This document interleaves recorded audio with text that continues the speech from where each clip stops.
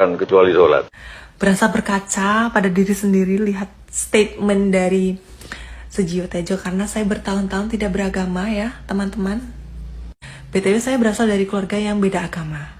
Mama saya itu Muslim, bapak saya itu Buddha. Jadi bisa dibayangkan betapa tidak kokohnya spiritual saya dari kecil. SD ke SMP saya Islam, SMP ke SMA saya Buddha. Tapi waktu kuliah, lulus kerja sehingga menikah saya tidak beragama. Tapi KTP Islam, jadi Islam KTP. Saya nikahnya juga prosesnya Islamik banget. Tapi saya belum sholat. Nggak ada yang bisa nyuruh saya sholat. Titik balik saya itu di tahun 2022. Awal sampai akhir. Dari mulai awal tahun Januari, sepeda saya hilang. Yang notabene itu adalah kaki saya untuk bekerja hilang. Belum sampai situ Februari adik saya kecelakaan. Hampir meninggal. Lawannya juga meninggal.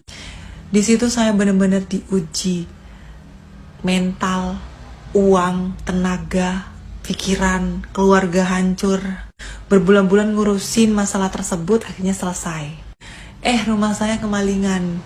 Sampai merembet saking putus asanya, ini hidup kok setiap bulan diuji begitu kan. Merembet ke sampai rumah tangga saya. Sampai pisah ranjang saya dan suami. Istilahnya udah di Islam udah cerai begitu ya, secara Islam. Sampai dibalikin saya ke orang tua saya. Karena coping mekanisme kesedihan saya itu aneh. Jadi saya itu gak mau sama suami saya. Saya pikir suami saya itu gak ikut serta andil dalam kesedihan saya begitu. Jadi saya menjauh, ketemu sama cowok lain. Istilahnya berselingkuh. Akhirnya saya dan suami bisa ranjang gara-gara saya putus asa dengan kehidupan saya pilih kesenangan saya sendiri. Tapi tiba-tiba aja saya itu pengen sholat malam waktu itu, bukan sholat 5 waktu. Saya kan lupa ya caranya sholat, jadi saya tuh sholat sambil baca di HP begitu. Cara sholat kan ada ya di aplikasi. Masih belum sholat 5 waktu, masih sholat malam seminggu full saya sholat malam. Akhirnya lambat laut itu dibukakan pencerahan kedamaian oleh Tuhan. Nggak tahu juga itu gara-gara sholat apa memang bagaimana, tapi ya itu yang saya rasakan begitu.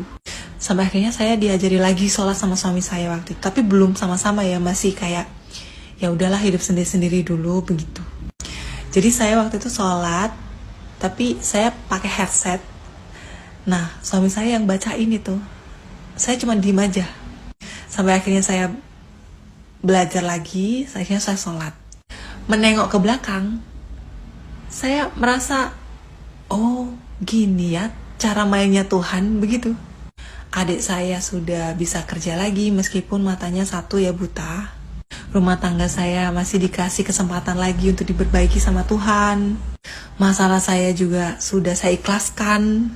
Jadi kayak kehidupan saya sekarang lebih fokus pada gimana cara mengikhlaskan, gimana cara mensyukuri apa yang ada saat ini begitu.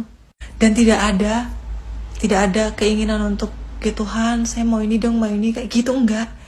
Saya diangkat, masih diselamatkan dari cobaan tahun 2022 aja itu bersyukur. Tidak bunuh diri itu sudah, Tuhan, ini keajaiban sekali begitu.